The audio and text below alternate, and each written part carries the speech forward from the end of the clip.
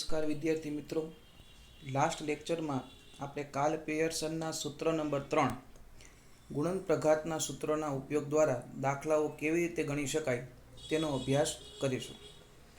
હવે આજે પણ આપણે કાર્લ પિયર્સનના સૂત્ર નંબર 3નો ઉપયોગ કરી અને દાખલો કેવી રીતે ગણી શકાય તેના વિશે આપણે અભ્યાસ કરીશું. અહીં આપણને x અને y બે ચલ આપેલા જ છે. આ ચલમાં આપણે જોઈએ તો રકમ છે એ ખૂબ જ મોટી આપેલી છે, 38, 45, 40. વાયમાં જુઓ તો 103, 92, 97, 98, 100. રકમ મોટી હોય તો આપણે સરળતા ખાતર સૌથી પહેલાં x બાર અને y બાર શોધીએ છીએ. x બાર બરાબર સિગ્મા એક્સના છેદમાં n, y બાર બરાબર સિગ્મા વાયના છેદમાં n. 200 સિગ્મા એક્સ છે ભાગ્યા 5 એટલે 40. y બાર બરાબર સિગ્મા વાયના છેદમાં n, 490 ભાગ્યા 5 એટલે 98. x બાર અને y બાર બંને પૂર્ણાંકમાં આવે છે એટલે આપણે ગુણન પ્રઘાતના સૂત્રોનો ઉપયોગ કરશું. ગુણન પ્રઘાતના સૂત્રોનો ઉપયોગ કરતી વખતે સૌથી પહેલી કોલમ આપણે x માઇનસ x બાર, ત્યારબાદની કોલમ આપણે y માઇનસ y બાર, ત્યારબાદની કોલમ x માઇનસ x બાર y માઇનસ y બાર, ત્યારબાદની કોલમ x માઇનસ x બાર સ્ક્વેર અને y માઇનસ y બાર સ્ક્વેર. સૌથી પહેલાં તો x માઇનસ x બાર, 38માંથી 40 જાય એટલે -2, 45માંથી 40 જાય એટલે 5, 40માંથી 40 જાય એટલે 0, 42માંથી 40 જાય એટલે આપણી પાસે 2 વધશે. હવે વિચારીએ તો 35માંથી 40 જાય એટલે -5 વધશે. એવી જ રીતે કોલમ બનાવશું y માઇનસ y બાર. એમાં 103માંથી 98 બાદ કરીએ એટલે 5 વધશે, 92માંથી 98 બાદ કરશું એટલે આપણને 5 મળશે, 97માંથી આપણે 98 બાદ કરશું. આવી રીતે બાદબાકી કરતાં આપણને y માઇનસ y બારની કોલમ પણ તૈયાર મળશે. x માઇનસ x બાર ને y માઇનસ y બારનો સરવાળો હંમેશા 0 થાય, કારણ કે એ મધ્યકથી લીધેલા વિચલનો છે અને મધ્યકથી લીધેલા વિચલનોનો સરવાળો હંમેશા કેટલો થશે? 0. ચેક કરી લઈએ તો -2 અને -5 એટલે -7 થાય, +5 અને +2 એટલે 7, એટલે -7 અને +7 એટલે 0.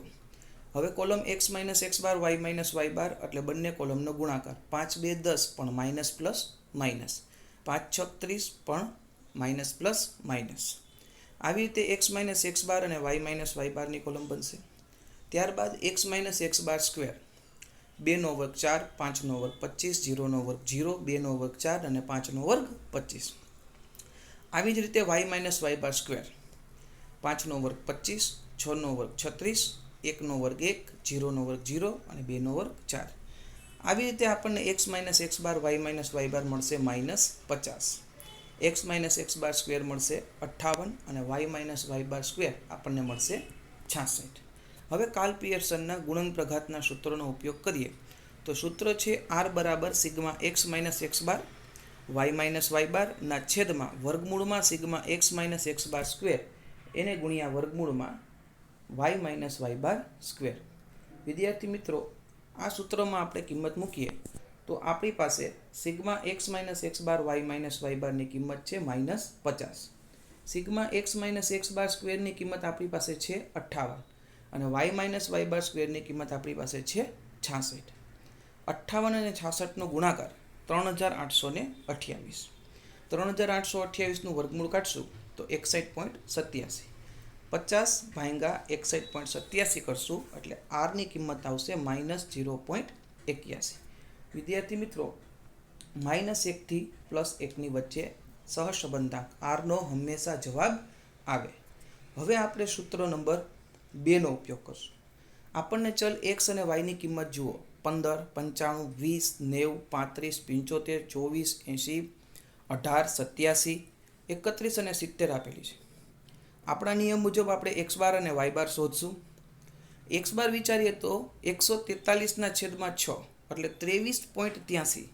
y બાર જુઓ, સિગ્મા વાયના છેદમાં n, 497 ભાગ્યા 6 એટલે 82.83. બંને કિંમતો અપૂર્ણાંકમાં આવે છે એટલે આપણા માટે સરળ સૂત્ર કયું બનશે? n સિગ્મા u v વાળું. હવે અહીંયા એકદમ નિરાત રાખવી, કારણ કે ભૂલ થવાના સૌથી વધુ ચાન્સીસ યુવીવાળી રીતમાં થાય છે.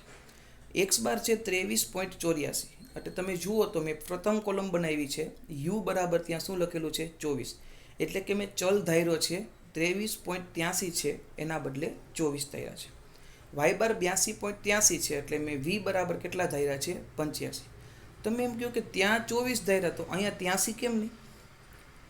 કોઈ પણ સંખ્યા ધારો એનાથી જવાબમાં ક્યારેય કોઈ પણ પ્રકારનો ફેરફાર થશે નહીં, પરંતુ રકમો એવી ધારવી કે જેથી કરીને તે મધ્યકની આજુબાજુની હોય, બાદબાકી કરવામાં સરળતા રહે.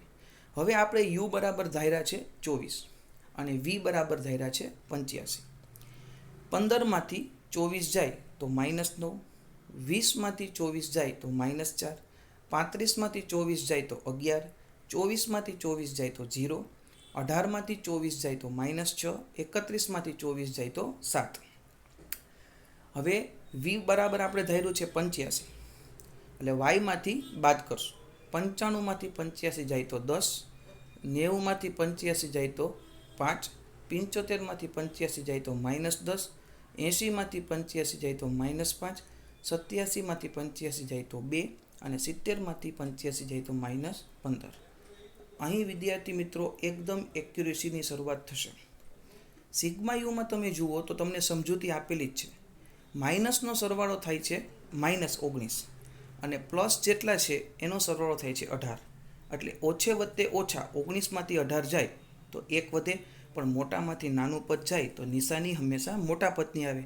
19 માઇનસ છે અને 18 પ્લસ છે, એટલે -1 એ આપણા માટે શું બનશે? Sigma you.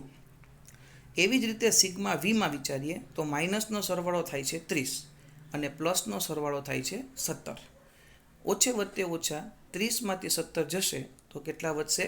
13, પણ મોટામાંથી નાનું પદ જાય તો નિશાની મોટા પદની આવે.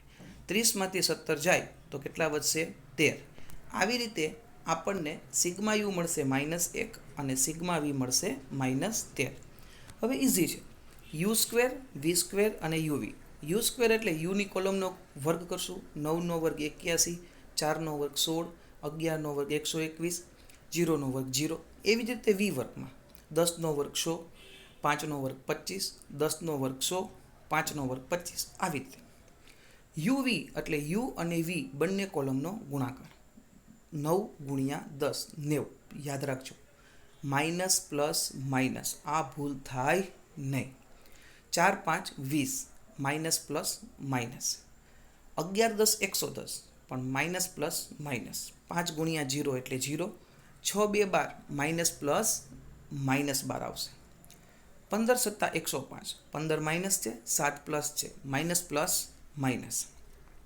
આવી રીતે યુવીનો સરવાળો કરશું એટલે એમાં કોઈ પણ પદ આપણી પાસે પ્લસ નથી, એટલે બધા માઇનસમાં છે તો બધા માઇનસનો સરવાળો થશે 337. આવી રીતે આપણી પાસે 5 કોલમ: sigma U, sigma V, sigma U વર્ગ, સિગ્મા વી વર્ગ અને સિગ્મા યુવી.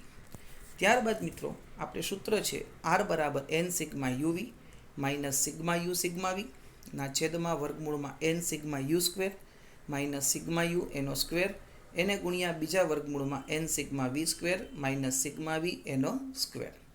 હવે આપણે સૂત્રમાં કિંમત મૂકીએ તો n બરાબર આપણી પાસે 6 છે. Sigma UV 337 minus sigma U -1, sigma V -13 છેદમાં વર્ગમૂળમાં n sigma U square n બરાબર 6, sigma U square 303 minus sigma U એનો સ્ક્વેર. જુઓ કોલમમાં તો આપણને ત્યાં સિગ્મા વી છે એ -1 મળેલું છે, એટલે એનો વર્ગ. એને ગુણ્યા બીજા વર્ગમૂળમાં n sigma V square. Sigma V square આપણી પાસે છે 479 માઇનસ સિગ્મા વી એનો સ્ક્વેર. સિગ્મા વી આપણી પાસે છે -13 એનો સ્ક્વેર. હવે 337 ગુણ્યા 6 એટલે 2022, પણ માઇનસ પ્લસ માઇનસ.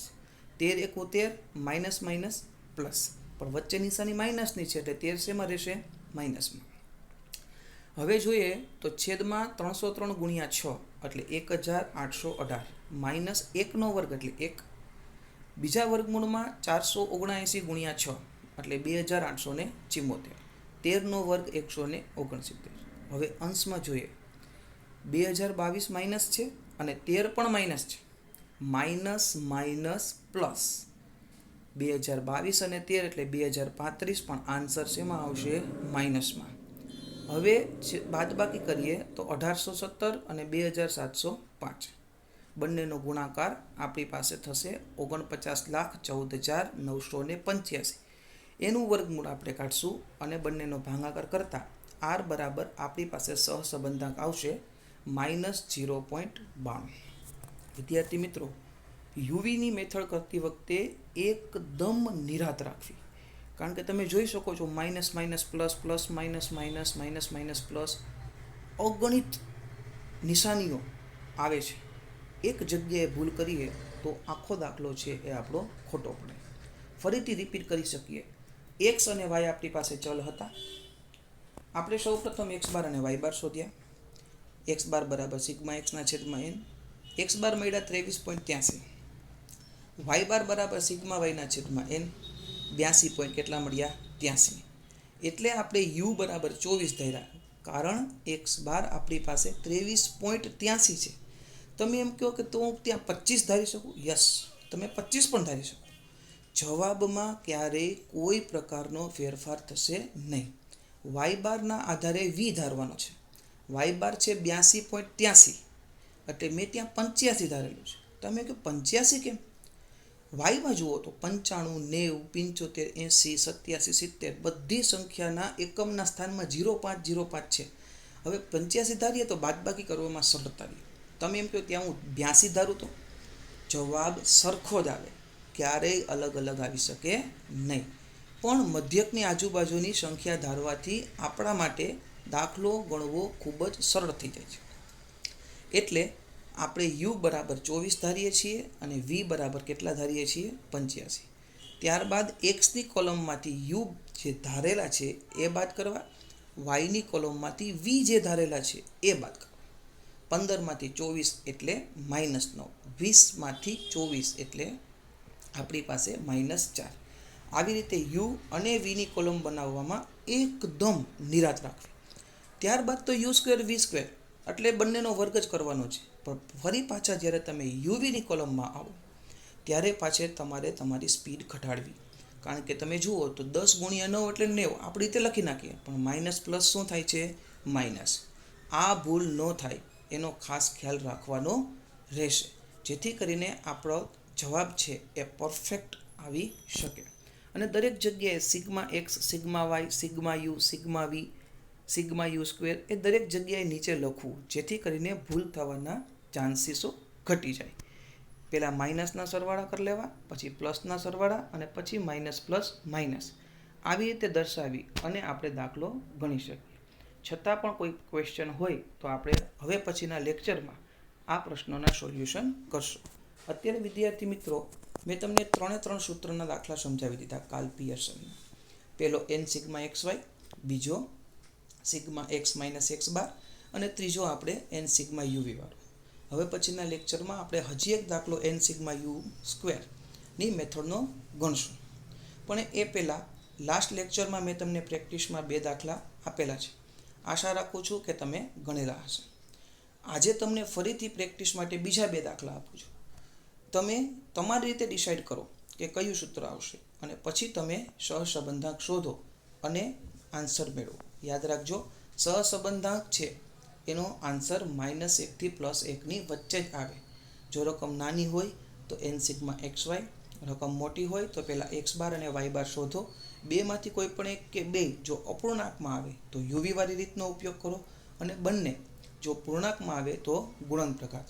ફરીથી કહી દઉં, આ કોઈ નિયમ નથી, પરંતુ આપણે આપણી સરળતા ખાતર બનાવેલી નોંધ છે, જેનો ઉપયોગ કરવાથી આપણે પરીક્ષામાં દાખલો સરળતાથી ગણી શકીએ અને ઝડપથી નિર્ણય લઈ શકીએ. બરાબર? તો હવે પછીના લેક્ચરમાં આપણે આના પછીના રીતના દાખલાઓ જોશું.